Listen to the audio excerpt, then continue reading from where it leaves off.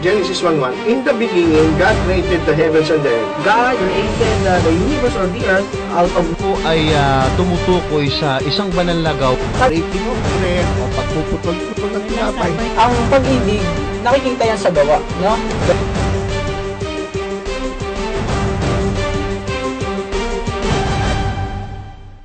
Ngayon mga kapatid, bago tayo question and answer, ay akin po munang i-lecture sa inyo ang isang magandang paksa. Ayan. Para po sa ikalalaghok ng ating pananampalataya at magsilbing warning. Magsilbing warning sa ating iglesia. Kasi po, for your information, ang pamagat ng ating pong lecture ay Seventh-day Adventist and the Doctrine of the Trinity. Okay? Tanong, ang mga Seventh-day Adventist po ba ay Trinitarian o anti-Trinitarian? Trinitarian. Okay.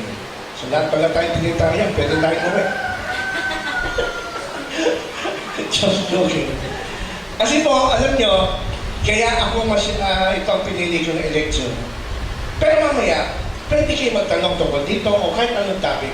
Kasi kung nag-aalala po ako sa maraming mga Adventist na unti-unting nadadaya o nadadala dahil sa maling aral na bumabangon ngayon sa ibang mga iglesia. Ito po yung tinatawag nating anti-Trinitarianism sa mga Adventist.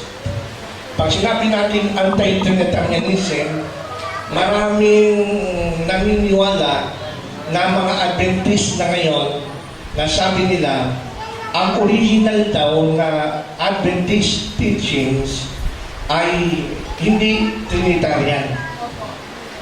Yun daw Trinity na tinatanggap natin ngayon na naging bahagi ng ating fundamental beliefs, mga kapatid ko, ay ipinasok daw ng mga Jesuits sa ating leadership. At pagkamatay ni Ellen White, na-infiltrate daw ng Jesuits ang Seventh-day Adventist. Kaya nung namatay si Ellen White noong 1915, tsaka lamang naipasok yung doctrine ng Trinity. Maraming nagsasabi na itong Trinity na ating tinataguyod ngayon ay nakuha sa Roman Catholic Church. At dahil ang Roman Catholic Church ay isang iglesia na ang batayan ng pananampalataya ay Biblia at tradisyon, at ayon nga sa kasaysayan, nahaluan ng paganismo, yung paniniwala ng Trinity galing sa paganismo. Kaya daw ang Adventista ngayon ay Babylonia na. Narinig niyo ba yung ganong argumento? Well, kung hindi niyo pa maririnig, expect niyo one of these days, baka bumangon itong issue nito sa inyong church. Doon po sa aking pinakamamahal na church, sa membership ko po ay Arcelias Memorial Seventh-day Adventist Church sa May Santa Mesa, Manila. Doon po nung ako'y nabaptize noong 1995, doon po ang aking membership hanggang ngayon. Nakakalungkot po talaga mga kapatid. Siguro ang ilan sa inyo hindi pa alam ang balita na yung aking kagalang-galang na pastor na si LC dati, matagal, nilarespeto natin siya. Pero ngayon siya ay hindi na na-elect para maging director ng department. Siya ngayon ay district pastor dun sa area namin. Narinig ko sa mga ulat ng mga elders, mga kapatid, na itong pastor na ito. Pastor siya ngayon, veteranong pastor, ay tinutulong niya sa pulpito na yung Trinity daw natin ngayon sa ating fundamental belief ay galing sa Roman Catholic. At tayo daw po ay na-infiltrate sa pamamagitan ng ating mga leaders. No, after the death of Mrs. White, pinasok daw po tayo ng Katolisismo, kaya biglang naging Trinitarian ang Seventh-day Adventist.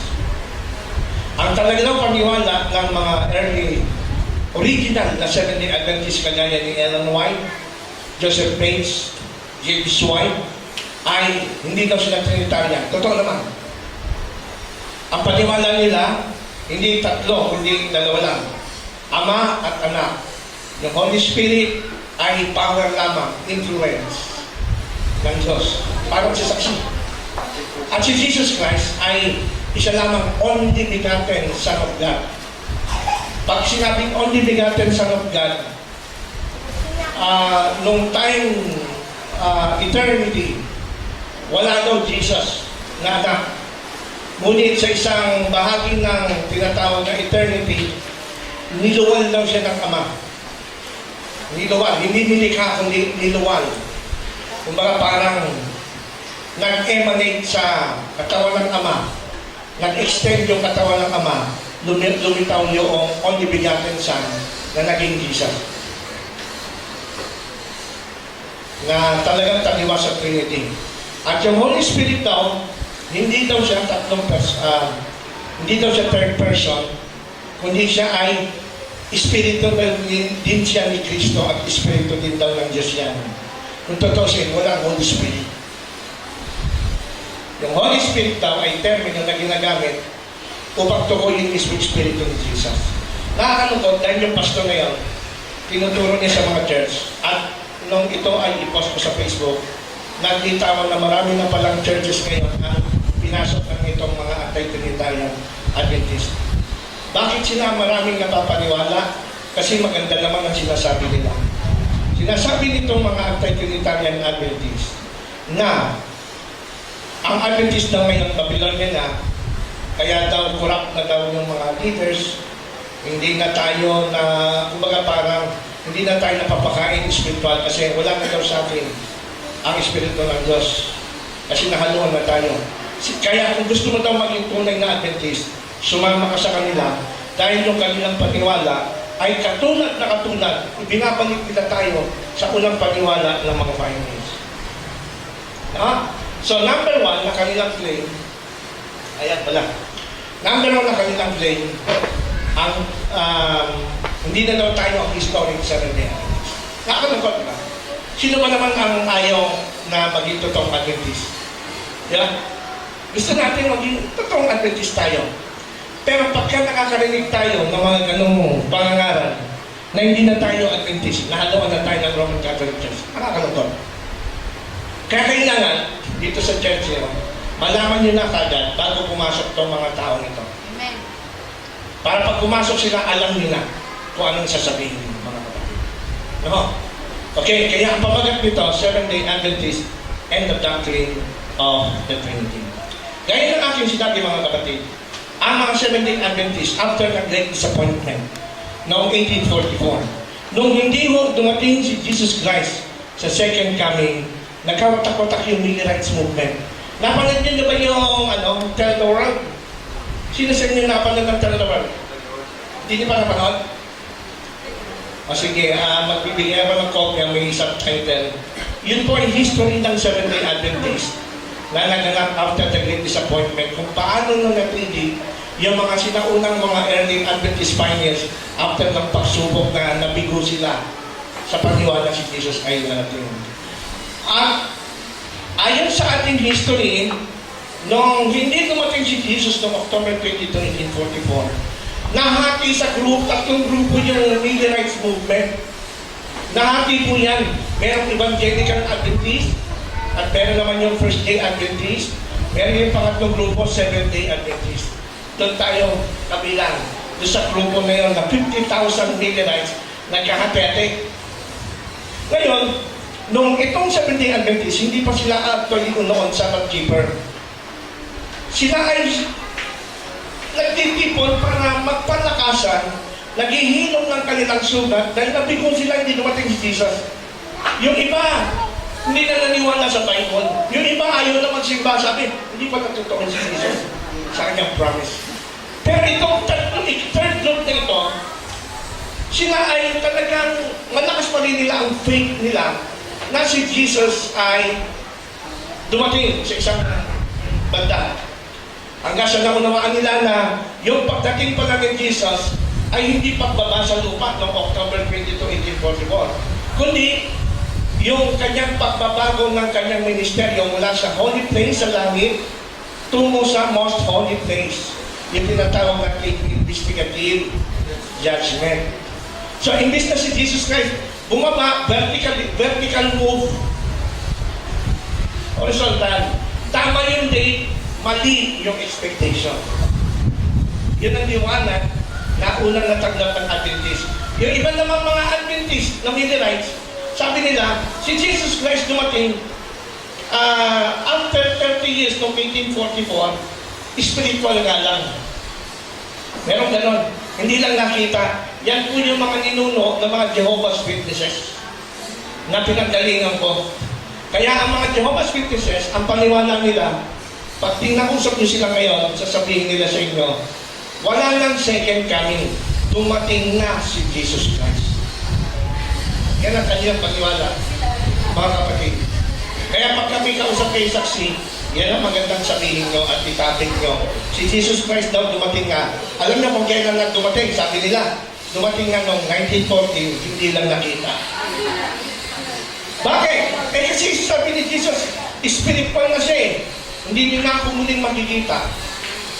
Malalaman na lang daw si Jesus narito na turo na saksi dahil sa mga tanda na binigyan niya sa Matthew 24. Magkakaroon ng gera, magkakaroon ng bulang propeta, magkakaroon ng lindol, magkakaroon ng pestilence, takutong, pag nakita nila yan, naririto na siya. Bilang paniwala ng saksi. Kaya yung mga saksi, malayo ka mag-anak ng Seventh-day Adventist yan. Oo. Malayo ka mag-anak natin. Ang founder nila, si Charles Taze Russell, dating kabilang doon sa isang grupo ng Adventist na mga First Day Adventist. Ito yan. Kaya mapapansin nyo mga pagkakahawin sa atin. Now, I want to focus on this matter. Dito tayo sa Seventh-day Adventist. Since, nung itong grupo na ito na Adventist, na unawaan nila October 22, 1844 pala, ay tama yung date, mali yung in-expect nila. Si Jesus nasa langit pa rin, kaya lang, siya ngayon ay high priest at yung sinasabi natin investigative judgment. Now, after ng liwanag na yan, binigay din sa kanila ng Panginoon yung Sabbath. Kasi dati noon, first day sila eh. Until ma-encounter nila yung Seventh-day Baptist na babae, Rachel Oaks, first time nilang naunawaan yung liwanag ng Sabbath. So, meron na silang Sanctuary Doctrine, naunawaan nila yung 1844. And then, Sabbath. And then si Ellen White, bata pa noon, pinakitaan siya ng visions, binigyan siya ng message ng Panginoon para patibayin ang pananampalataya ng mga sinaunang Adventist. Kaya kita nyo, lumago ang Adventist, di ba? Mula sa maliit na grupo, lumago sa pamamagitan ng Spirit of Prophecy. So, tinanggap nila yung Sanctuary, tinanggap nila yung Sabbath, Spirit of Prophecy, kaya noong 1860 ay tinawag silang Seventh-day Adventist. Yan ang history natin, mga kapatid. Yung Adventist noong 1844 hanggang 1890s, hindi naniniwala talaga sila sa Trinity. Siguro tanong nyo, bakit? Eh kasi yung mga dating mga founders at mga leaders na bumuo ng Seventh-day Adventist noon, mga pioneers, ay mga talagang anti-Trinitarians na bago pa maging Seventh-day Adventist. Halimbawa, si James White, na naging asawa ni Mrs. Ellen White. Siya ay dating ministro ng Christian Connection na offshoot ng Methodist Church dahil hindi nila matanggap yung Trinity. Si Joseph Bates na dating kapitan ng barko, na isa sa mga founders ng Seventh-day Adventist Church, isa sa mga contributors ng Sabbath keeping, galing din siya sa Christian Connection, hindi naniniwala sa Trinity. At si Ellen White, asawa ni James White, anti-Trinitarian. Kaya yung mga early founders natin, hindi sila naniniwala sa Trinity. Ngayon, ibig ba sabihin yun na dapat natin paniwalaan? Siyempre hindi. Alam naman natin na yung kanilang panahon during that time, hindi pa nila pinag-uusapan yung tungkol sa nature ng Diyos. Hindi pa nila pinag-uusapan kung ang Diyos ba ay Trinity o hindi. Dala pa rin nila yung mga dati nilang aral na galing sa reliyong nilang pinanggalingan na anti-Trinity. Mas mahalaga sa kanilang pag-usapan yung second coming, judgment, at yung Sabbath. Yan ang kanilang emphasis doon. Hindi pa ho yung pagkakaisa tungkol sa Panginoon. Ito po ang maganda. Taliwas sa sinasabi ng mga anti-Trinitarians, mga kapatid. Sabi nila, ang Trinity daw ay pumasok lamang sa Seventh-day Adventist nung mamatay na si Ellen White noong 1915. Kahit saan niya pakinggan sa mga pangangaral nila, yun ang sinasabi nila. Para papaniwalain tayo na ang Trinity ay walang basbas ni Ellen White. Okay? Pero papakita ko sa inyo, sabi natin sa ating point number 1, why do Adventists today admit to a Trinity but not the Trinity of Roman Catholicism? Papaliwanag ko sa inyo yan. Kasi, reasons why the Adventist Church is a Trinitarian. Kahit bago mamatay si Mrs. White, ang mga Seventh-day Adventists noon, though anti-Trinitarian, since 1844 hanggang 1890s, anti-Trinitarian talaga. Ay, hanggang 1888, anti-Trinitarian talaga sila. Kasi nga, hindi pa nilang binibigyan masyado pansin yung doktrina tungkol sa God. Naka-focus pa rin sila, fresh pa rin sa kanila yung disappointment eh. Now, bakit somehow masasabi natin na ang mga Adventist noong panahon ni Ellen White, buhay pa siya, ay Trinitarians in principle. Okay? May papakita ako sa inyo na isang definition ng dictionary na kung ano ibig sabihin ng Trinity. Okay? Tandaan nyo, ulitin ko, sabi nila, ang mga Adventist noon ay anti-Trinitarians. Pero sasabihin ko sa inyo, hindi sila totally anti-Trinitarians. Ang kanilang Trinity na titututulan ay ang Trinity ng Roman Catholic Church. Tandaan nyo, noong panahon, buhay pa si Ellen White, may dalawang klase ng Trinity. Trinity ng Roman Catholic Church at Trinity sa Bible na tinatanggap ng mga early Adventists. The Adventist Church acceptance of a Trinity, though not exactly the Roman Catholic explanation, is an acceptance that has reasonable foundation. So, yung mga narinig natin ngayon na pangangaral na ang mga early Seventh-day Adventists ay anti-Trinitarians, yung palang kanilang kinakalaban ng Trinity, hindi Trinity sa Bible, kundi yung Trinity na Roman Catholic Church. Yan ang gusto kong maintindihan nyo. Noong ako po ay saksi ni Jehovah, tutol na laban ako sa Sabat. Ilang beses ko po pinakipagdebatihan na ang Sabat ay hindi nasusundin. Natatanda ko hanggang ngayon, lagi kong sinasabi, kawawa naman ito mga Seventh-day Adventist Church. Bakit? Kasi sinusunod pa rin nila yung Sabat. Sabi ni Pablo sa Colosas, ang Sabat ay anino. At ang katawan ay kay Kristo. Ba't kawawa naman mga Sabatista ko? Yan ang sabi ko. So ang feeling ko nun, ang liwanag sa isip ko ng Sabat ay na dapat sundin.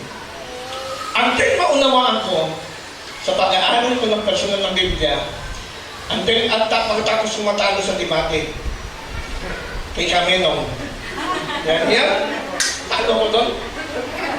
Nung dinalaw namin ng isang beses si Brother Godro si Kamenong, medyo 89 years old, nag-uulyan din na kasi. Dinalaw namin siya doon sa Santa Rosa, Laguna. Sabi ko kay Brother Godro, tatandaan pa kaya ako noon?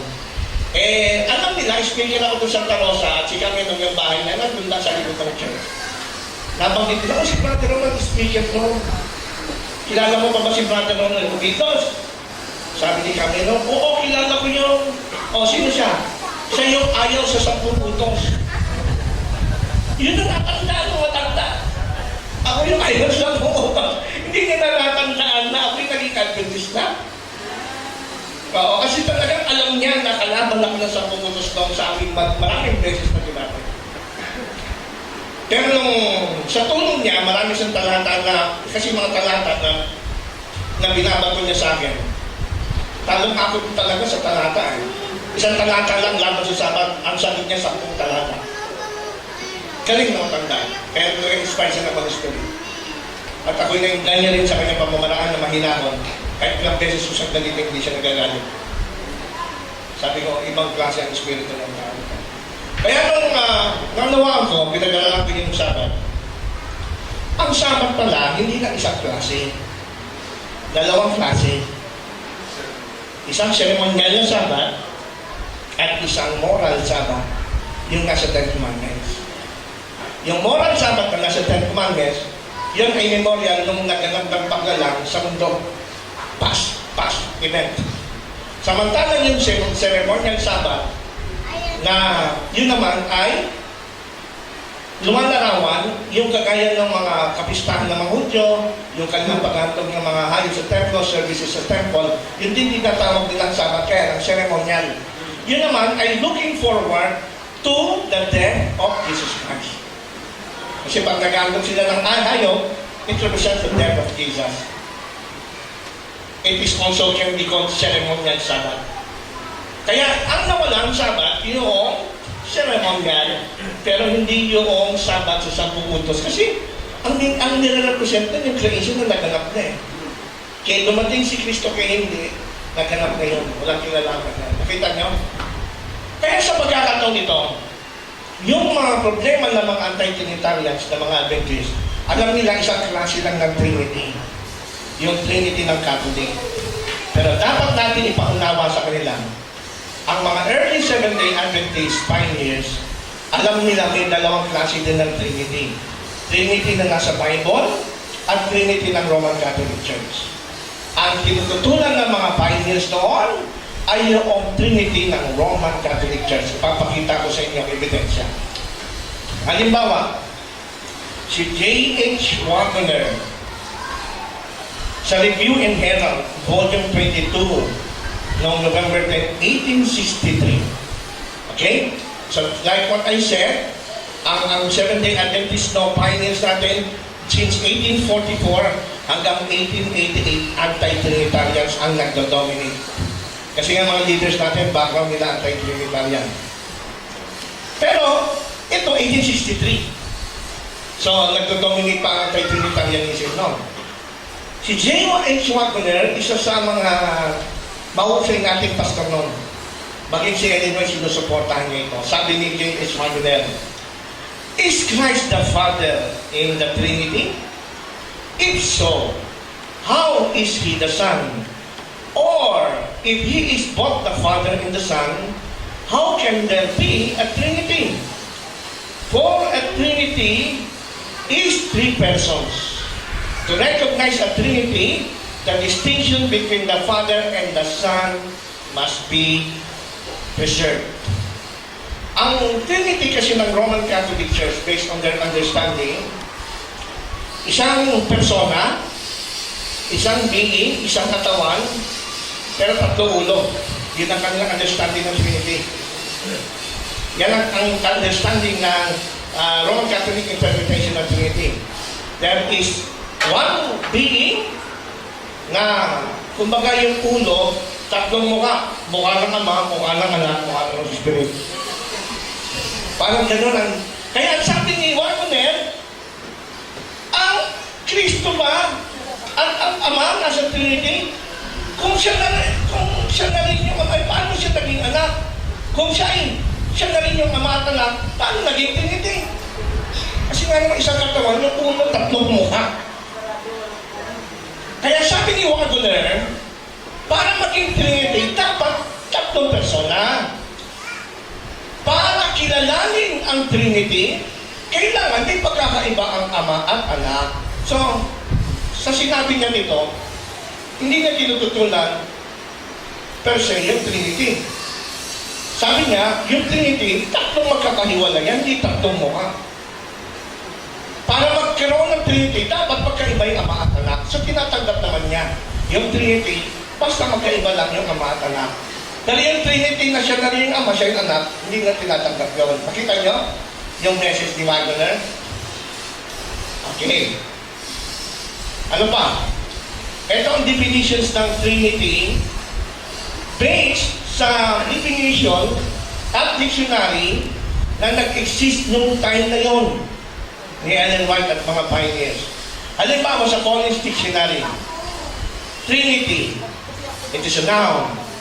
A Trinity is a unit form of three persons, from Latin trinus, in Christian theology, the union of three divine persons, Father, Son, and Holy Spirit in one Godhead.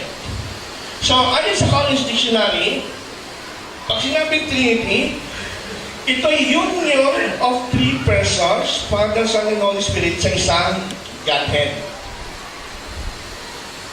In my research, nakita ko, ito ang understanding ng mga pioneers sa tamang biblical Trinity.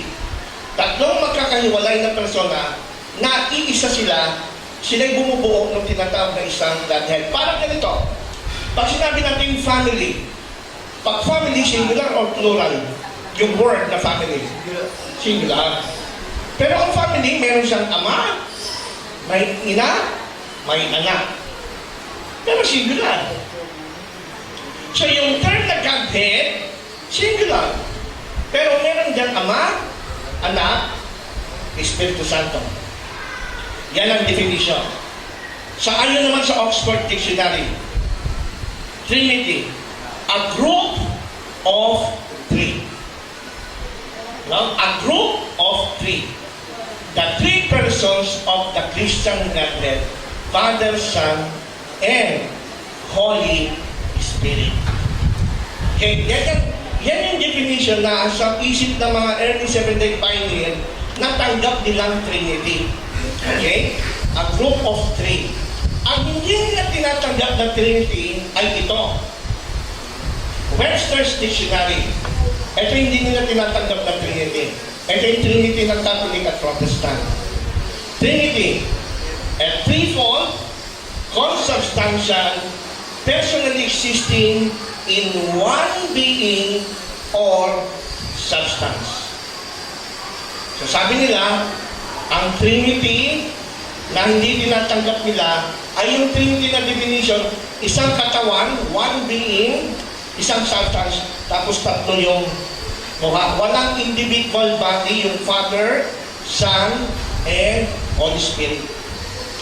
So therefore, iba nga yung doktrina ng Trinity ng Roman Catholic Church at ng Protestant. Sa kanila kasi, isa lang, one being, one substance, pati yung mukha.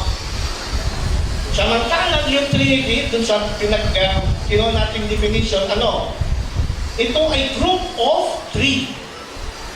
So, tatlo, the Father, Son, and Holy Spirit. But they belong to the Godhead. Nakita niyo yung pagkakaiba? Yun ang understanding ng mga pioneers. Ito pa yung ayaw tanggapin, ito naman yung ayaw tanggapin din ng mga pioneers. Ayon naman sa Encyclopedia Encarta, Trinity. In general theology, the doctrine that God exists as three persons, Father, Son, and Holy Spirit, who are united in one substance or being. Kumbaga, pag sinabing united in one substance or being, kumbaga sa akin, ako, one substance, one being lang ako. Isa lang ako katawan ko. Kaya lang, sa Trinity nila, na hindi tinatanggap ng pioneers, isa nga katawan, tatlo naman ang ulo o mukha. Di ba parang monster? Sabi nga nung isang pioneer hindi namin tinatanggap yung monstrous Trinity. Di ba? Makakita ka ng isang taong tatlo ulo, matakot ka talaga Di ba? Doon nga sa isang nakita ko sa Facebook, yung cobra, 3 ulo eh. Oh, matatakot ka lalo, isang ulong cobra ka. Hindi ka nalalapit, 3 pa. So, di ba lagi natin ulit? Ilan ang uri ng Trinity na naintindihan ng mga early pioneers? 2 ang uri ng Trinity na naintindihan nila. 2 interpretation.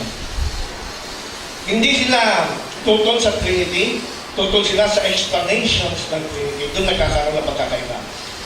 Ulitin natin si J.H. Wagner noong 1884. 1884 sa kanyang libro na The Atonement, page 167 to 169. Si Wagner ay kinikilala, nire-respetong pastor ng Seventh-day Adventist between 1800s or latter part of it. Sabi ni Wagner, a Trinity is 3 persons. To recognize a Trinity, the distinction between the Father and the Son must be present. Tutol ba si Wagner sa Trinity? Hindi. Tutol siya pag sinabi mong Trinity, tapos yung Father and Son ay isang katawan. Kita nyo? Pero kung ang Trinity ay distinct, magkaiba yung ama at anak, tanggap nila. Okay? Ito naman, si A.D. Jones. Ito yung naging kasama ni Ellen White na nangangaral sila. Lalo na yung nung kanilang i-emphasize ng 1888 yung righteousness by faith.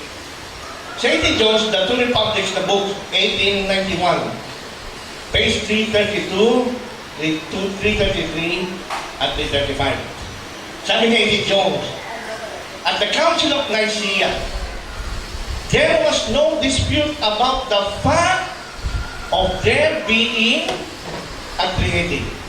Walang pagtatalo sa katotohanan na mayroong Trinity. So, ina-accept pa ng mga early pioneers na may Trinity o wala? They accept na mayroong Trinity. Sabi nga niya, walang pagtatalo na mayroong talagang Trinity. Saan ang pagtatalo? At dito lang natin, sabi niya, it was about the nature of the Trinity. Doon ang dispute kung paano ma-explain yung Trinity. Doon nagkakaroon ng pagtatalo. Both parties, bawat panig, believe in precisely the same Trinity. O kung may same Trinity, may 2 talagang uri ng Trinity, silang alam mo. But they differ upon the precise relationship which the Son bears to the Father. It was admitted on both sides, Catholic Trinity at Biblical Trinity, that the Son of God has a distinct person in existence, and all acknowledge that there is one God in a Trinity of persons. Both sides, kinikilala nila one God, Trinity of persons. Kaya lang sa Catholic, yung one God nila, literal na numerical one. Numerical one body with 3 heads or 3 faces.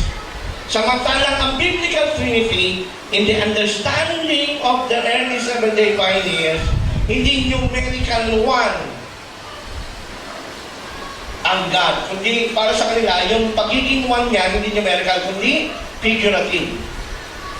Parang si Jesus, nung nag-pray siya.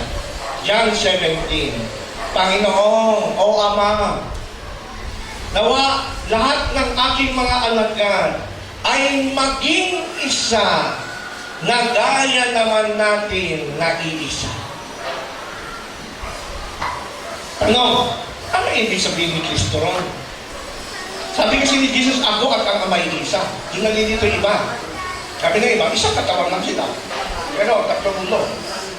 Pero nung sinabi pala ni Jesus na ako at ang Ama ay iisa, yung pagiging iisa ni Jesus, itutulad niya sa pagiging isa ng mga alagad. Tanong, saan nagkaisa ang mga alagad? Iisa ba ang mga alagad numerically? Ibig sabihin, yung 12 apostol, isa lang katawan nila, 12 ulo? Hindi numerical one, but figuratively one. Ang mga alagad, kagaya natin, alagad tayo ni Kristo, Iba-iba ang ating katawan, magkakahiwalay, but para sa atin ang tingin ng Diyos ay isa. Si Adan at si Eva, nung sila inikhain, sabi ng Diyos, at ang dalawa, lalaki at babae, ay magiging isang naman, pero isang naman ba talaga yung lalaki at babae? Yung dalawa. Doon nagkakatalo yung mga pioneers at yung mga Roman Catholic Trinity. Sa Roman Catholic, pag sinabing one God, numerical, literal one talaga, isang katawan. Samantalang sa mga pioneers, pag sinabing isa, hindi numerical ang pinag-usapan, kundi symbolical, kagaya ng sinabi ni Jesus. Lalaki at babae, isa. Naintindihan nyo? Kaya ang Trinity ng mga early pioneers, as they understood it, there is one God, Father, Son, and Holy Spirit, pero hindi sila iisang katawan. Magkakahiwalay ang kanilang katawan, but they are considered one. Yung kanilang understanding. Ulitin natin. Sabi ni A.T. Jones, di ba? Walang pagtatalo sa katotohanan na meron talagang Trinity. Parehong Trinity, yung Catholic pati kami, pero magkaiba lang sa interpretasyon. Next. Noong 1888 at 1898, medyo na bago ang explanation ng mga pioneers. Kasi, alam nga nila yung like what I said earlier, si Jesus Christ, hindi nga siya nilikha ng Ama, kundi iniluwal. Kaya, literal sa kanila yung meaning ng only begotten Son. Niluwal siya. Parang kumbaga sa anak, sa babae, na buntis, ipinanganak, literal. Sa kanila nanganak. Ganon yung doctrine ni Eli Soriano, nanganak ng Diyos. Kaya nga sa anak, narinig niyo ba yung turo ni Soriano? Ang Diyos may pangil, sabi niya. May nagtanong, bakit mo nasabing ang Diyos may pangil? Sino bang lumikha ng tigre? Ang Diyos. O saan nakuha ng Diyos ng yung idea ng pangil? Eh di sa kanyang sarili, may pangil siya, kaya yung tigre may pangil. Tapos, nagtanong, ba't niya nasabi na ang Diyos may kaliskis? Sino bang lumikha sa isda? Ang Diyos. Yung isda ba may kaliskis? Meron. Eh saan nakuha ng Diyos yung idea ng kaliskis kung hindi sa kanyang sarili katawan? Kaya ang Diyos may kaliskis. Oo, tapos ito pa. Ang Diyos may matris. Yung doktrina niya, ang Diyos may matris. Paano niya nasabi? Eh siya nakuha ng Diyos yung idea na si babae lalagyan ng matris. Eh di sa kanya. Kaya ang Diyos nakangalak sa kanya. Kaya yung Diyos niya, si Lahis. Sabi nga, chick boy, pwede sa chicks, pwede sa boy. Tapos, ito lang ang pagkakaiba, sabi niya, ang Diyos walang tuhod. Walang tuhod. Bakit walang tuhod? Eh kung magkatuhod siya, saan pa siya luluhod? Di siya na yung Diyos. Kaya pagka-drinowin yung Diyos niya, ang pangit. Nakakatakot. May pangil na may kaliskis. May pangit, may kaliskis, may matris, walang tuhod. Diba? So, dahil dun sa mga ganong doktrina niya, mga kapatid, nalilito. Pero alam nyo, hanggang ngayon din ang doktrina niya. Pero you know, the Seventh-day Adventist Church are blessed by God.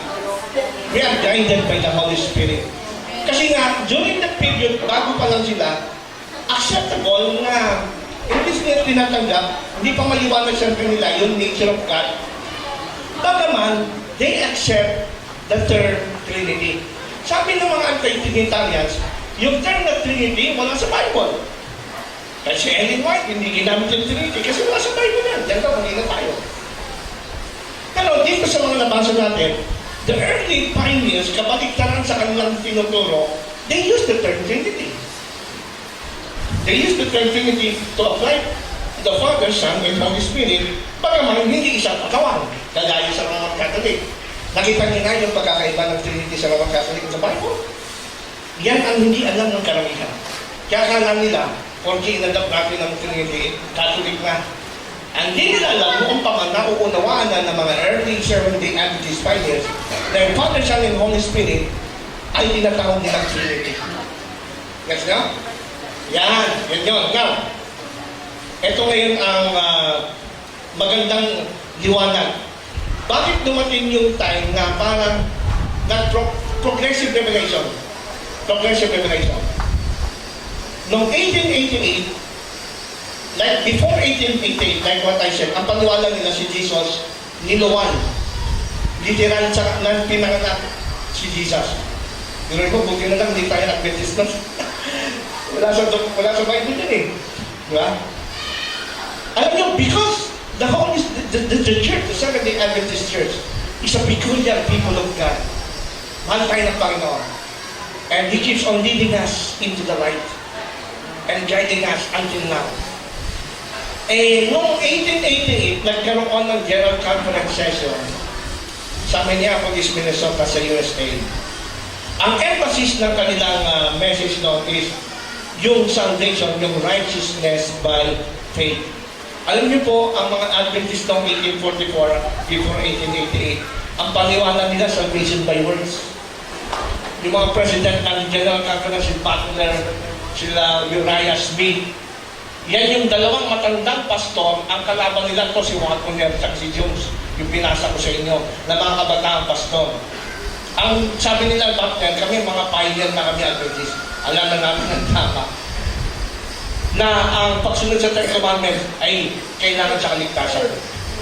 Pero it in-emphasized by means of the Holy Spirit at through the Ellen White, si Ellen White mas kinampihan niya itong mga kabataan si Juan Conner at si Jones. Kasi ang emphasis nila, ang righteousness comes only through Christ. Samantalang yung mga matatandang Adventist, righteousness comes through keeping the Ten Commandments. May works kasi sila. Kaya noong 1888, itong babasahin ko sa librong Christ and His Righteousness, si E.J. Wagner. Although still a semi-Aryan, iniwalagin ko, what is semi-Aryan? Si Aryan, pangalan niya ng tao na nabuhay noong 4th century na nag-propagate ng paniniwala na si Jesus Christ ay literal na nilikha lamang ng Ama. Kaya nga mayroong katawagan ng Arianism. Pag narinig niyo yung word ng Arianism, si Arian ay bishop ng Alexandria, Egypt. Siya yung nag-propagate ng paniwala na si Jesus Christ ay panganay sa lahat ng nilalang kasi literal siyang nilikha ng Diyos. At yan po ang paniwala ng Jehovah's Witnesses. Yan nakuha ng Jehovah's Witnesses yung turo na si Kristo ay nilikha lang. Kaya sa kanila, pagka sinabing panganay sa lahat ng nilalang, noong time daw eternal, nilikha daw ni Jehovah ay kanyang panganay si Jesus Christ. At nung nalikha niya na si Jesus Christ directly, nung si Jesus Christ na ngayon, ang inutusan ni Jehovah para likhain naman yung anghel, likhain yung sanlibutan, at tayo mga tao. Kaya sa kanila, literal yun. Diyan lang galing yun kay Arius.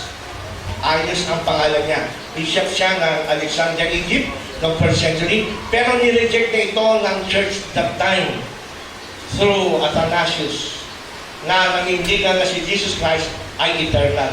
Subukan niyo itanong sa mga saksi. Sa saksi kasi, anti-trinitarian sila, ang belief nila si Jehovah is Almighty God. Si Jesus Christ, Mighty God lang.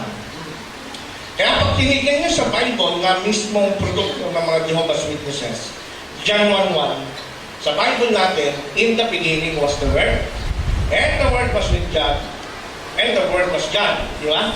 Pag tinignan niyo sa Bible mo, capital letter yung, and the Word was God, capital letter G.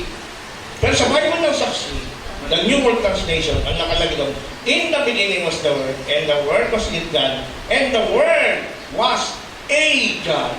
May A na. Yung God nila, small letter G pa. Kaya sa kanila, yung si Jehovah, siya yung God the Father, siya yung Almighty God, malaking Diyos. Si Jesus Christ naman ay Mighty God lang, maliit na Diyos. Sa kanila ang Diyos na kakategorize kung malaki o maliit. Sa Bible ba, may gano'n? Sa Bible, ang kategory ng Diyos is either true or false. Hindi kung malaki o maliit. Di ba? Kaya doon pa lang makikita nila yung heresy galing kay Arius Ngayon, yung mga semi-area naman, parang 50-50 ang kanilang pagtanggap sa doctrinarius na si Jesus Christ ay lilikha.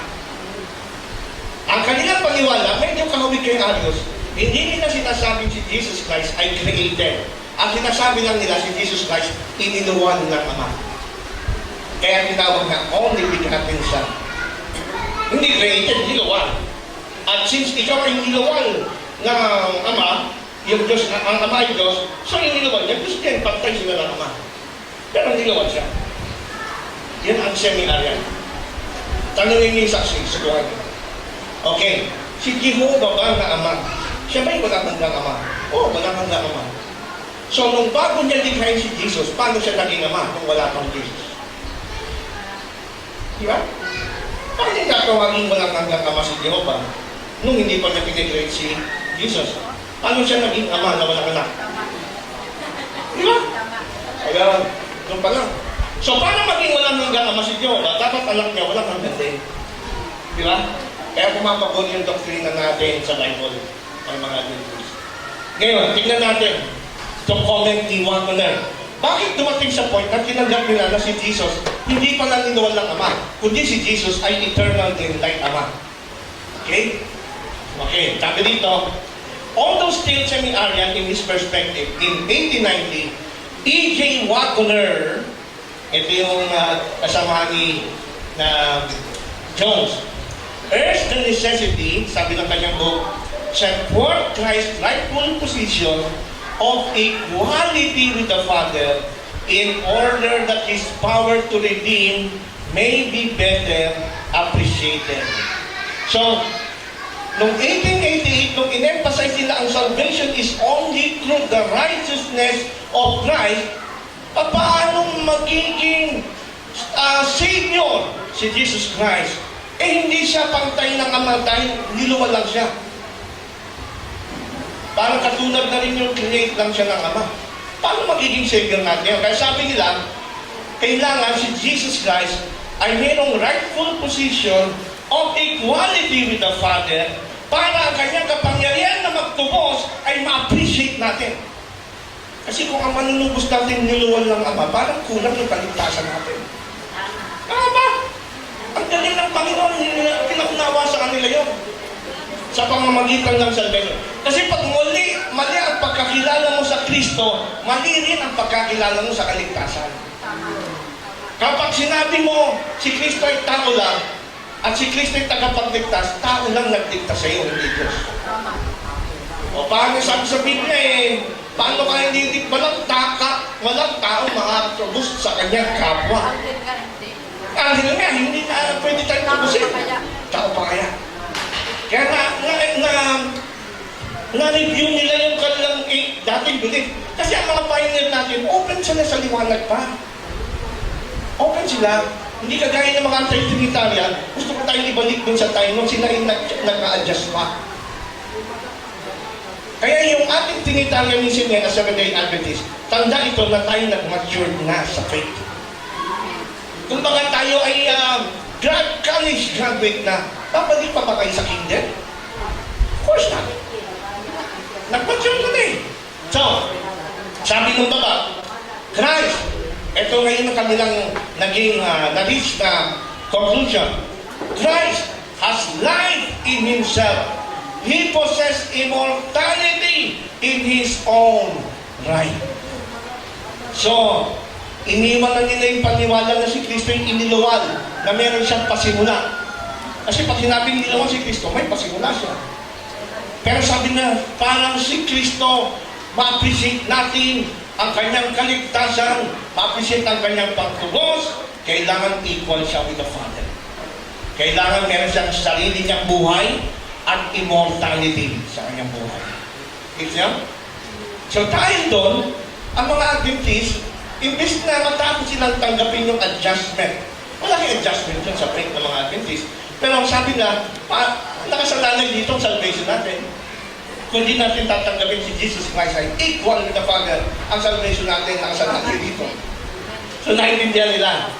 Kaya noong 1892, noong 1892, ang mga early Seventh-day Adventists ay hayagan na nilang ipinaliwanag na sila ay fully Trinitarian in a sense na si Jesus eternal, the Father is eternal, the Son is eternal, and the Holy Spirit is eternal.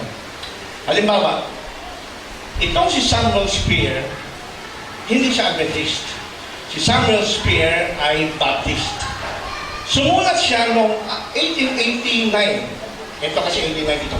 Noong 1889, hindi siya Adventist. Si Samuel Spear, Baptist, sumulat siya ng article sa isang newspaper sa New York. Ang pamagat ng kanyang article noon, The Subordination of Christ. Pero yung mga Adventist noon, since naunawaan na nila, interesado sila sa eternity ni Jesus. Kasi bagong kaalaman, bagong liwanag, excited sila. Nung binasa nila itong article sa newspaper ni Samuel Spear, itinagdag nila ito sa kanilang Bible Students Library Collection. Kasi noon, yung mga Adventist noon, monthly, nagpapublish sila ng Bible Students Library. Volume 1, Volume 2, Doctrine about Sunday, Doctrine about Immortality of the Soul, Doctrine about Trinity. Ito pong pamphlet, nag-produce ang mga early Seventh-day Adventist pioneer na pinapublish ng Pacific Press noong 1892. Buhay pa si Mrs. White Neto? Patay na. Buhay pa. Namatay si Mrs. White 1915. Nag-publish ang Pacific Press noong 1892. Buhay pa si Mrs. White. Inadapt nila yung article ni Samuel Spear, pinalitan nila yung title na Subordination of Christ. Ang ipinalit nila, The Bible Doctrine of the Trinity. Pirin mo? Sino pumili ng title na The Bible Doctrine of the Trinity? Volume 90 pa ito. Doon sa Bible study nila library. Monthly, nire-release para sa mga gusto mag-aral ng Bible. 1892, pinalitan nila yung title into The Bible Doctrine of the Trinity. Tanong, ang mga early Adventists ba tutol sa Trinity o hindi? Hindi. Ang mga Adventist ba pinasok lang ang Trinity pagkamatay ni Ellen White? Hindi. Buhay pa si Ellen White nito. Dapat nirebuke na sila ni Ellen White. Ba't nyo ginamit yung Trinity na pang Bible study at sa Bible Library, Bible Students Library Series, number 19, The Bible Doctrine of the Trinity. Sino kaya naglagay ng title nito? Pacific Press. May pahintulot ng ating mga leaders at pastors. Buhay pa si Mrs. White. Pero wala kayong mababasa ni review ni Mrs. White dito. Hanggang ngayon, sa mga nakakaharap kong mga anti-Trinitarian, naawa ako sa kanila. Anti-Trinitarian ng mga Adventist pa naman. Dating pastor, dating elder. Tinatanong ko sa kanila ito. Meron pa akong unang-unang na-encounter about mga year 2005 sa Fairview. Nung kilala niyo yung dating masipag dating LT si John Cortesano. Yun. Yun. Diba? Ang bait nun. Kasama pa namin yung dati. May iba na masipag. Ha? Nasaan siya ngayon? Nagtayo na sa sariling church. Nung nalaman ko galing sa Amerika, na may dala na siyang aral na anti-Trinity, pinuntang kagad namin sa Fairview. Tinanong ko itong kay Samuel Spear. Alam niyo ba ito kay Samuel Spear? Hindi ko alam. Naka-record pa yun. Recorded yun. Pinost ko pa yun sa Facebook. Hindi niya alam. So, pero sabi niya, kasi brother Ron Politos, ang Trinity, pinasok lang sa akin after mamatay ni Ellen White noong 1915. Tsaka lang tinanggap. Pero ito, nung pinakita ko, why pa si Ellen White, more than 15 years pa, bago siya mamatay. Tinanggap na with her consent. Sinama ito sa pang Bible Study Guide number 90, ang pamagat pa, The Bible Doctrine of Trinity. Anong explanation dyan sa Bible Doctrine of Trinity? Babasahin ko yung ilang mga excerpt. Diyan sa baba, sabi nun, sa article na ito, na pang Bible Study, the Godhead makes its appearance in the great plan for human salvation. God, in His plan, is brought before our thoughts under the personal titles of Father, Son, and Holy Ghost, with diversity in offices, relations, and actions toward men. these titles and their special significance as used in the Bible are not interchangeable. The term Father is never applied to the Son, and the term Son is never applied to the Father. Each title has its own permanent application and its own use and sense. The distinction thus revealed in the Bible is the basis of the doctrine of the tri-personal God. Hindi isang personal, kundi tri-personal God. The exact mode in which the revealed Trinity must be to us a perfect mystery in the sense of our total ignorance on the point. We do not, in order to believe the revealed fact, need to understand this mode. The Christian doctrine of the Trinity, whether as to its elements taken collectively or separately, so far from being dry, unpractical, and useless dogmas, adjusts itself to the condition and wants of men as sinners. The truth is that God the Father is the primacy attached to Him in the Bible, and God the Son, ginagamit na nila yung term na God the Son. Yung mga anti-Trinitarian yun, tatanungin ko pa, yung term na God the Son, God the Holy Spirit, ay sa Katoliko. Pero ito, article lang nun sa Bible Study Library ng Seventh-day Adventist, Bible 7 Mark, ginagamit na nila, and with her consent, wala kayong mapapasa ng nililip ng elemento.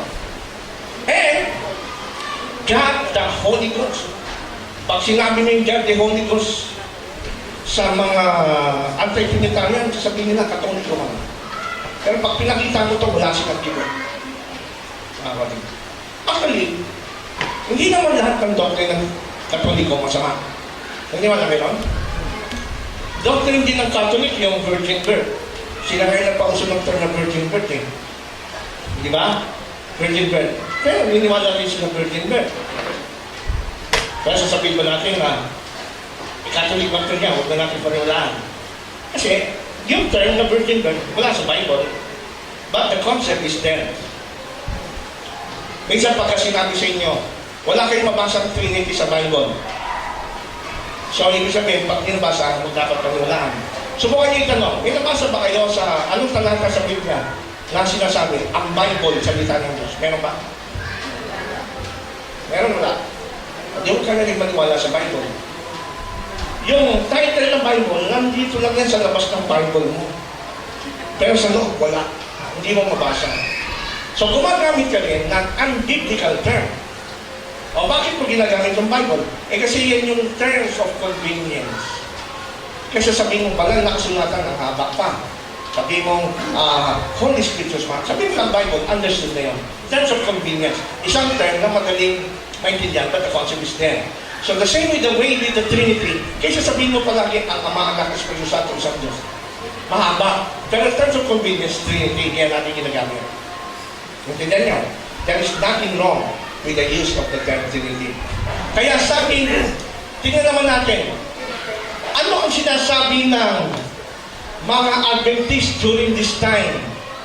No, after nilang ma-review yung article na ito ng isang non-7-day Adventist na Trinitarian na si Samuel Spear na inadapt as one of the Bible Students' Library lesson na ang title ay The Bible Doctrine of Trinity. Nag-react ba negatively yung ating mga early leaders? Hindi ho. In fact, ang sabi ng ilang SDA pioneers after nila mabasa yung article na ito ni Samuel Spear, no, ito'y lumabas sa Signs of the Times, Volume 18, number 22, 1892. Anong sabi nila? We believe that it sets forth the Bible doctrine of the Trinity of Father, Son, and Holy Spirit, with a devout adherence to the word of the Scriptures in the best brief way we ever saw it presented. So, pabor sila, positive, ang kanila pong comment, sabi nila, naniniwala kami na yung article na ito, The Bible Doctrine of Trinity, the Father, Son, and Holy Spirit, ay ayon sa kasulatan. Diba? So, they are Trinitarian. Pero, biblical Trinity. Ano ba? Sabi ng isang article, Signs of the Times, after 2 years. Signs of the Times, Volume 20, number 29, 1894. Tungkol dun sa article ni Samuel Spear, ito pa. It presents the Bible view of the doctrine of the Trinity in the terms used in the Bible. So yung explanation ng Trinity na biblical, iba kaysa sa explanation ng mga Roman Catholic at Protestant sa Trinity. Kasi hinaluan na ng Catholic at Protestants ng Greek philosophy ang Trinity nila para ma-explain. Samantalang ang Trinity ng mga pioneers na pinaniniwalaan, biblical term. Kaya sabi nila, it presents the Bible view of the doctrine of the Trinity in terms used in the Bible, and therefore avoids all philosophical discussion and foolish speculation. It is a tract worthy of reading. Kita mo? Pinumot pa ng Signs of the Times. Eh yan ang ating kilalang parang ito yung ating Adventist review ngayon na ginabasa, Adventist World. Sabi nila, itong pamphlet o tract na ito ay talagang worth na basahin. O kung sabi ko sabihin, nagpo-progress, lumalago ang kaalaman ng mga Adventist. Kaya nga, nung nakabasa ko ng isang comment ng isang anti-Trinitarian sa Facebook, sino po sa inyo pala ang nakapanood dito nung 13 episodes na Back to the Scriptures sa Hope TV? Yan ba? Meron po ako sa Hope TV na 13 episodes, pinapalabas ngayon sa Hope Channel. Ang pamagat po ng aming 13 episodes ngayon ay The Trinity in History and in the Seventh-day Adventist Church. Ito po ang aking pinapalabas na ito buong nationwide. Kasi ang concern ko talaga, maraming nadadaya ng mga Adventist dito sa bagay nito. Kung hindi natin alam ito, madali tayo madadala sa mga tao na. Ito na. Kamusta naman si Ellen White? Si Ellen White, after 1888, nag-progress lang siya ng paliwanag. Meron siya mga bagong term na ginagamit since 1888 hanggang bago siya mamatay na hindi niya ginagamit noong 1844 hanggang 1888. Alam niyo kung ano yun? Ito. Sabi ni Ellen White sa Special Testimonies, Series B, number 7, page 63. Maganda na yung paliwanag ni Ellen White sa Holy Spirit. Kasi dati ang Holy Spirit, noong 1844 hanggang 1888, ang Holy Spirit sa mga Adventist pioneer, isa lang siyang puwersa, isa lang siyang power, parang paniwala ng Jehovah's Witnesses. Hindi siya Diyos, hindi persona. Pero this time, si Ellen White, nag-progress din ang kaliwanag sa kanyang natutunan. Sabi niya, the Comforter that Christ promised to send after He ascended to heaven is the Spirit in all the fullness of the Godhead. There are three living persons of the heavenly trio. In the name singular of these three great powers, the Father, Son, and Holy Spirit, those who receive Christ by living faith are baptized. Yung term na yan, first time narinig sa sulat ni Ellen White after ng 1888. Pero hindi niya ginagamit ito before 1888. Kasi nga ang kanilang belief doon ay ang Holy Spirit pwersa lang. Hindi pa dumating sa kanila yung liwanag dati. Pero pansinin nyo, there are three living persons. Di ba yan ay terminology na ginagamit ng mga Trinitarians? And heavenly trio. Eh dati paniwala na nila, dalawa lang yung living persons. The Father and the Son. Pero kay Ellen White, tatlo na.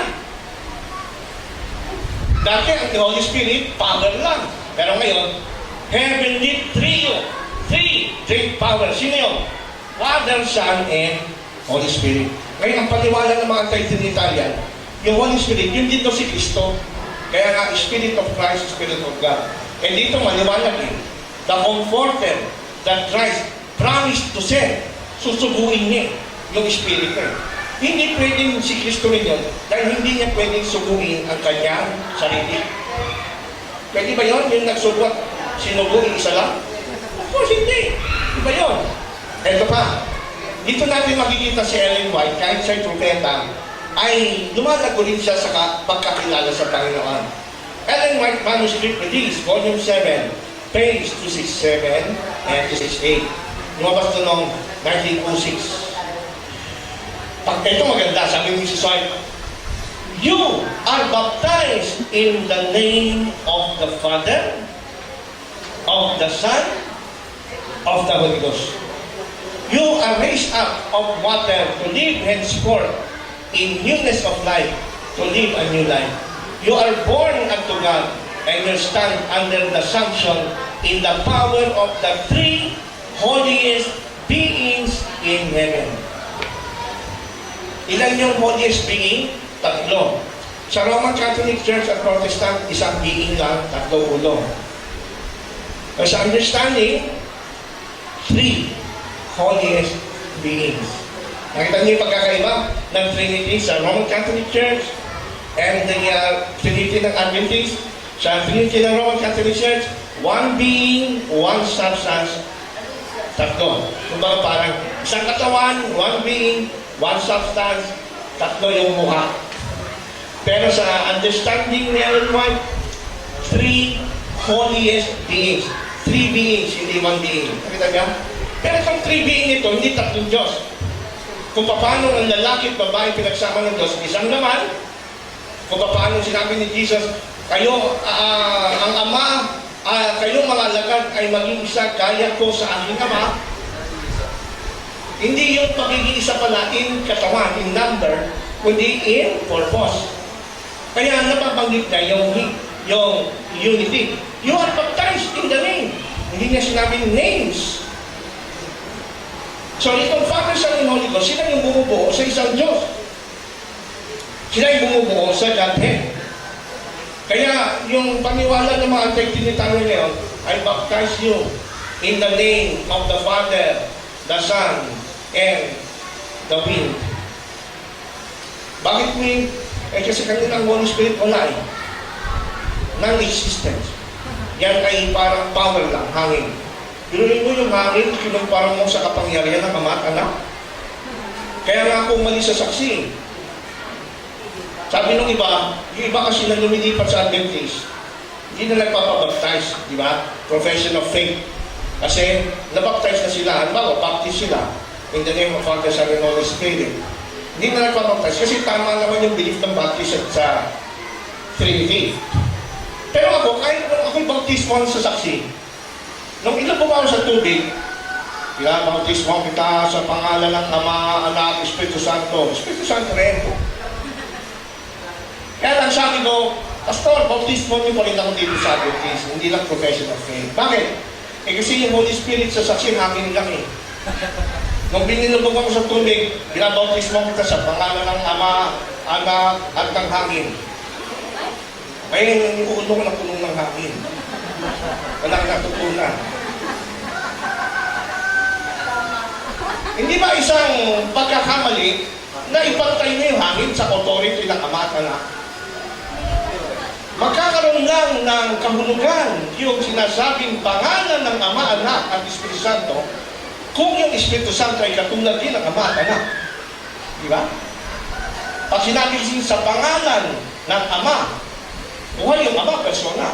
Pangalan ng Anak, buhay yung Anak at persona siya. Dapat yun din yung Holy Spirit. Kasi isang pangalan lang silang tatlo. So yun yung iisang Diyos. Kaya, questionable ito mga anti-Trinitarians. They do not believe na ang Holy Ghost ay distinct person. Diba? Kawawa naman sila. Meron pa ako nabasa na isang publication nila. Inaalis nila itong first part. Yung baptized in the name of Father. Pinutol nila yan. Ang binabasa lang nila, and you stand under the sanction of the power of the three holiest beings in heaven. Ganun yung mga offshoots sa madalas nilang pinuputol yung sulat ni Ellen White. So pagka sabi nila, sino ngayon yung three holiest beings in heaven? Babasa ngayon sila ng ibang sulat ni Ellen White. Nakalagay naman doon, Lucifer was exalted next to the Son of God. So therefore, yung pangatlong honest being, si Lucifer. Kaya sabi ko, grabe talaga si Satanas pang deceive. Gusto ni Satanas talaga maging Diyos din. Yun na. So ang pinapromote nila ng third person ng creating, si Lucifer. Remember, yan ang gusto ni Lucifer. Kaya nga siya pinalaya sa langit, di ba? Basta pinalaya sa langit. Eh, gusto niya maging Diyos. Sabi nga ni Ellen White, kaya pinalaya si Lucifer. Sabi niya dun sa, if I'm not mistaken, sa Patriarch and Prophets. Sabi niya, si Satanas, kaya pinalaya sa langit. Nag-aambisyong makipantay sa Diyos at sumama sa kanyang divine counsel. Eh, hindi siya pwede nun. He is only a created being. Sabi niya, Ellen White, hindi siya pwede nun. Eh, pero sinama nila sa three holy beings. Sino nag-glorify? Is it God or Satan? Satan. Kaya pagka kayo napaniwala nila, magugulat kayo. Hindi nyo namamalayan na ang tinataas nyo si Satan, na-promote nyo si Satanas. Ang pinopromote ng anti-Trinitarianism, si Satanas. And they are deceived. Kaya nga pumayag talaga ako kahit malayo sa San Jose, Del Monte, Bulacan, na magkaroon ng dialogue sa mga anti-Trinitarians. Kasi yung church natin doon sa Citrus, nahati na, nagkamatak-matak na. Dahil nakapakinig sila na, ang problema kasi, sinasamantala nila yung mga kapatid na hindi masyadong maunawaan yung Trinity natin. Kasi pag di mo ma-explain yung Trinity natin, at nag-explain sila ng version nila, basta tanggapin mo kasi mas madaling maunawaan. Di ba? Sabi ko sa Roma 16:18, na kanilang sinasamantala yung mga walang malay. Ganyan ang ginagawa nila mga kapatid. Kaya mabuti na lang nakapakinig kayo para pag dumating sila, alam nyo na. Alam nyo na. Kaya ito ngayon ang nililecture ko sa mga churches na aking pinapuntahan para ma-prevent yung kanilang heresy. Tingnan ba? Ito pa sabi ni Ellen White, when we accept Christ, and in the name of the Father and the Son and of the Holy Spirit, have pledged ourselves to serve God, the Father, Christ, and the Holy Spirit, the three dignitaries, the powers of heaven, pledge themselves that even facility will be given us if we carry out our vows.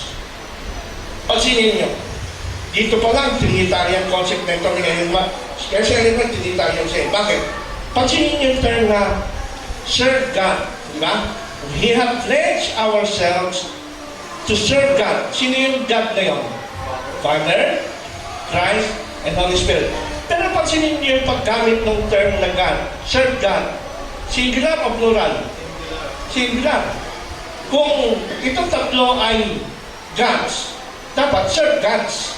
Pero para kay Ellen White, yung Father, Son, and Holy Spirit, singular God siya. Nakita nyo? Lalaki, babae, pinagsama ng Diyos, isang laman. So yung Father, Son, and Holy Spirit, isang Diyos siya. Pag tao nagbilang, tatlo. Pero pag Diyos ang nagbilang, isa. Nakita nyo? Minsan yung nakadibati ko na Muslim. Di ba? Sabi niya, nagdala pa siya ng tatlong kaibigan Muslim dun sa harap ng audience eh. Oh, ayan, tinatawag pa niya, nahihiya pa yung mga Muslim. Isa, Ama, ito, Ama, Anak, Espiritu Santo. Ilang Diyos, ilan yan? Sabi ko, isa lang yan. Paano naging isa? Eh kasi pag ang Diyos ang gumilang, isa lang yan. Pero pag ikaw gumilang, tatlo. Diyos ka ba? Eh, na kayo magagawa, ang bilang ng Diyos dun eh, isa eh. Isang laman pa nga eh. Pero, pagka umilang, dalawa. Iba ang arithmetic ng tao sa Diyos. Nakita nyo? Nakita nyo? Ito pa, na naniniwala si Mrs. White na yung isang Diyos, yun yung Ama, Anak, Espiritu Santo. Ellen White, Signs of the Times, June 19, 1901. God says, singular ba God o plural? Singular. God says, come out among them, and be ye separate, and touch not the unclean thing, and I will receive you, and will be a father unto you, and you shall be my sons and daughters, said the Lord Almighty. Sabi niya, Ellen White, this is the pledge of the Father, and the Son, and the Holy Spirit. Pero, tingnan mo, ilang Diyos ang nagsalita ayon dyan? Isa lang. Yung sinabi, God's, hindi plural. God, isa lang. Ano sinabi? Lumabas kayo sa kanila. Magsihiwalay kayo. Huwag kayo magsihipo ng marami. Yan daw ang panata. Pledge yan, nino? Hindi lang ng Father, kundi yung one na yan, siya yung Father, Son, and Holy Spirit. So you never believe in the concept of the Trinity. Ngayon, minsan doon naman sa ano na po, meron naman grupo ng dati mga Adventist, mga dating elder, umiwalay. Nagtayo sila ng YHWH Ministries. Ganda, bago na naman. YHWH Ministries. Sabi ko, anong pangalan ng Diyos sa inyo? Sa amin, dapat pangalan ng Diyos yung gamitin natin, YHWH, di naman Lord, may mali yun. Ano bang pangalan ng Diyos? Kaya, nakalunod, may tarpulin sila malaki. YHWH Ministries. Sabi ko, hindi mo naman binibigkas eh. Ini-spelling mo eh.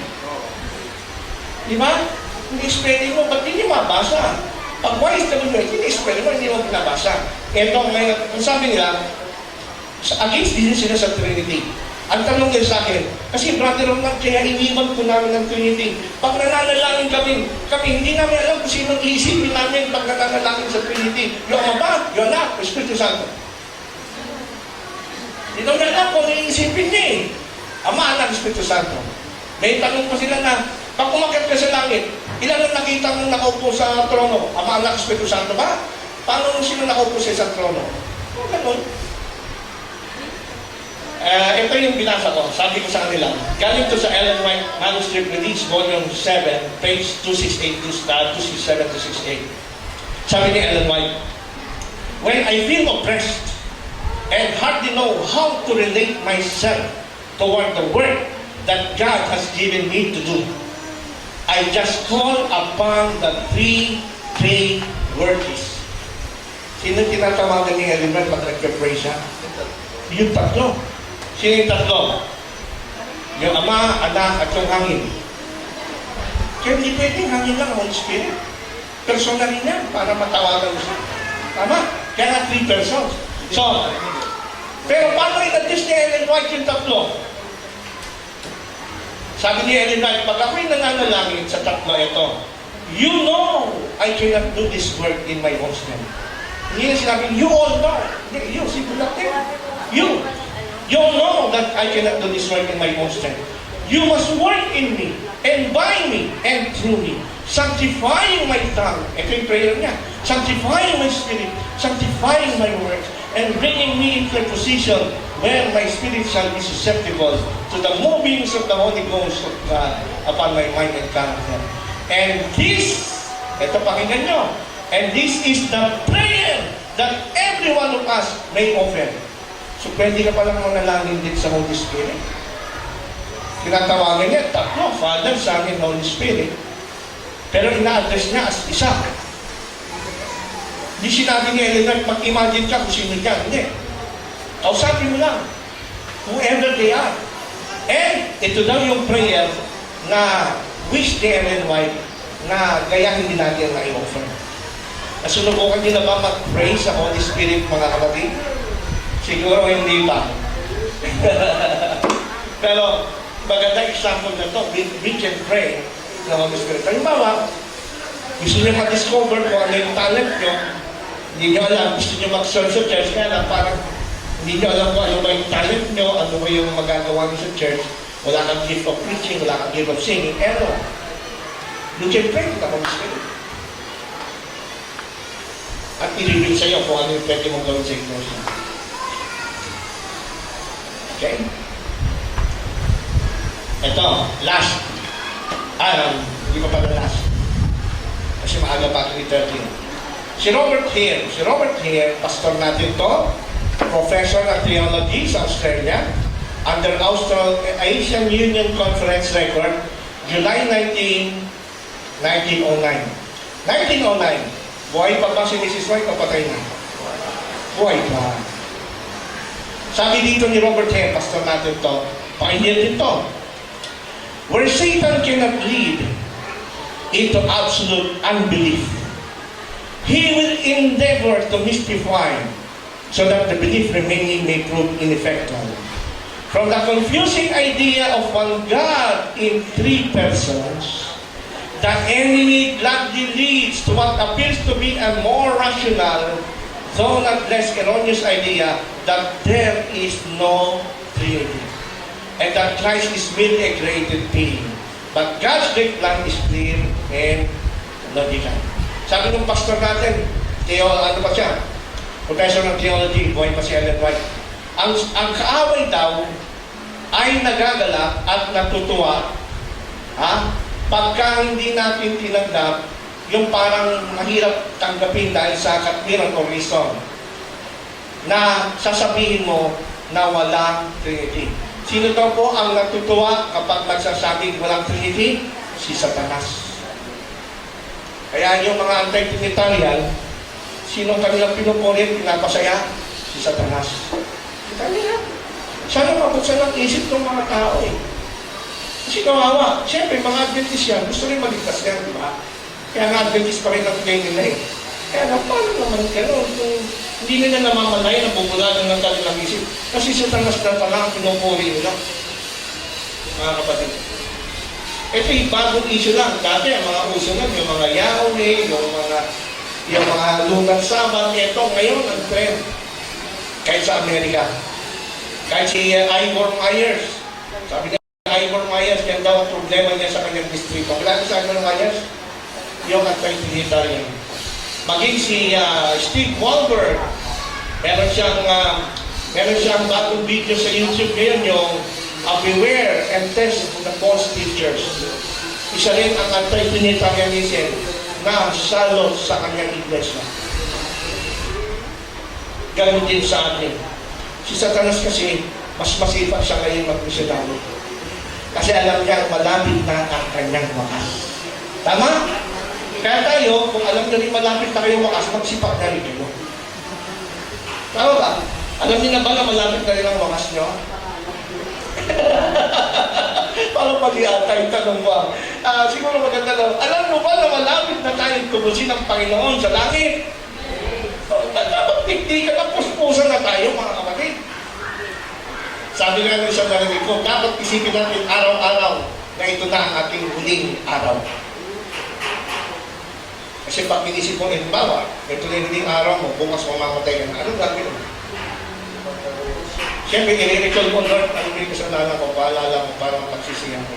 Para pag namatay ako, maninisan. Diba? Ba't di natin gawin isipin na araw-araw na mamamatay na tayo kinabukasan? Parang nakakatakot nga lang. Ba't makakatulong para maging aware tayo sa ating status sa harap ng Panginoon? Ang sabi pa ni Robert Hare, there is a Trinity. Ano daw? There is a Trinity.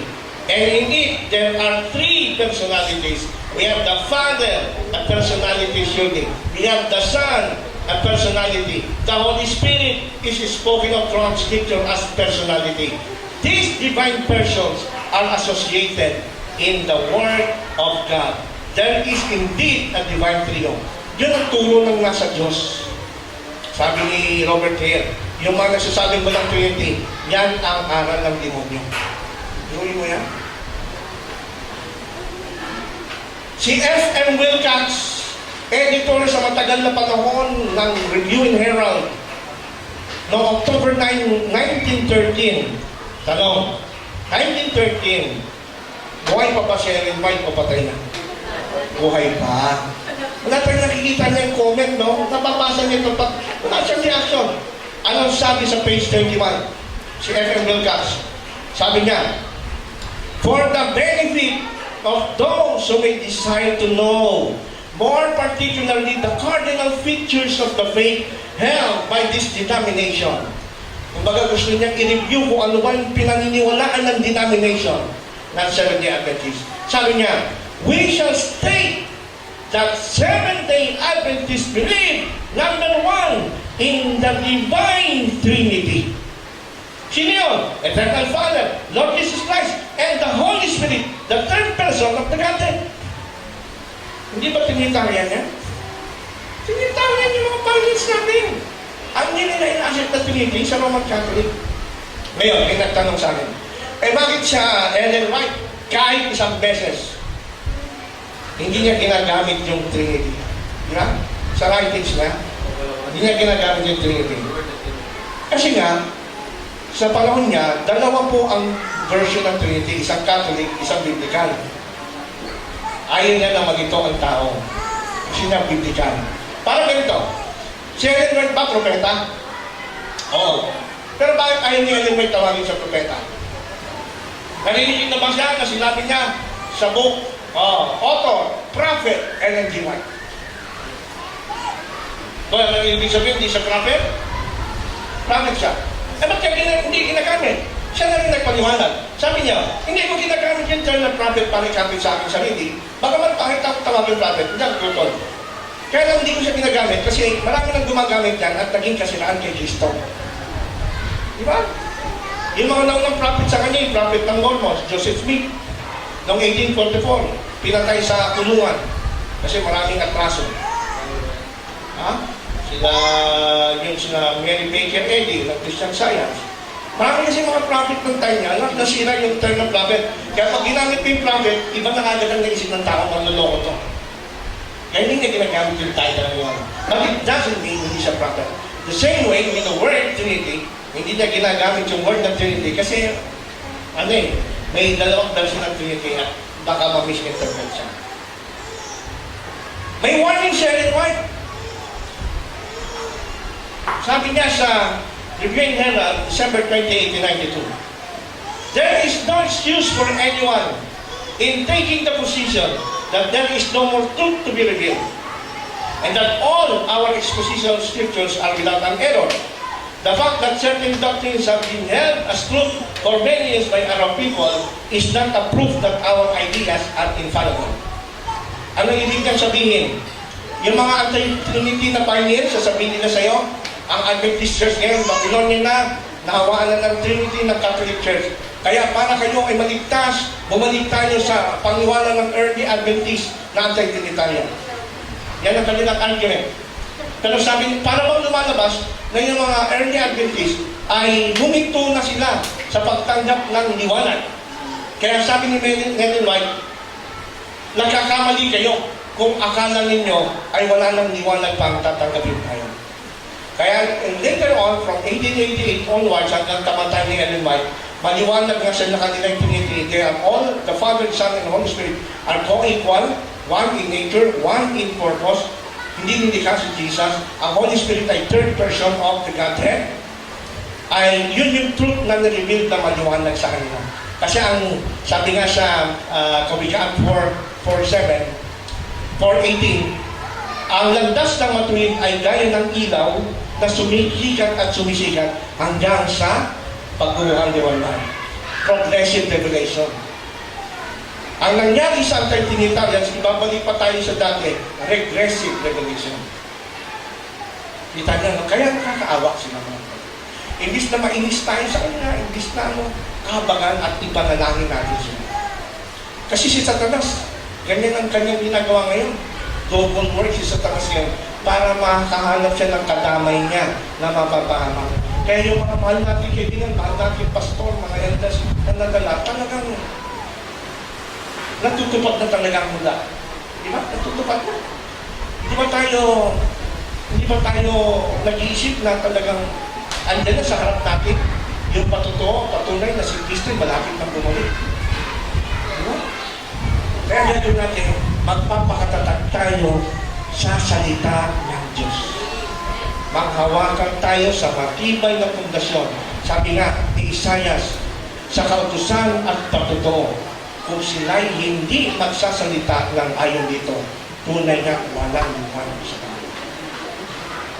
Yung ating pundasyon, the Word of God and the Spirit of prophecy. Okay, so mahaba-haba pa to siguro, isang tapunan natin. Maliwanag naman sa inyo, no? Maliwanag naman sa inyo. Na ang mga early pioneers, hindi po sila totally tutol sa Trinity. Ang tinututunan ng Trinity ay yung version ng Trinity na pinaniniwalaan ng Roman Catholic Church.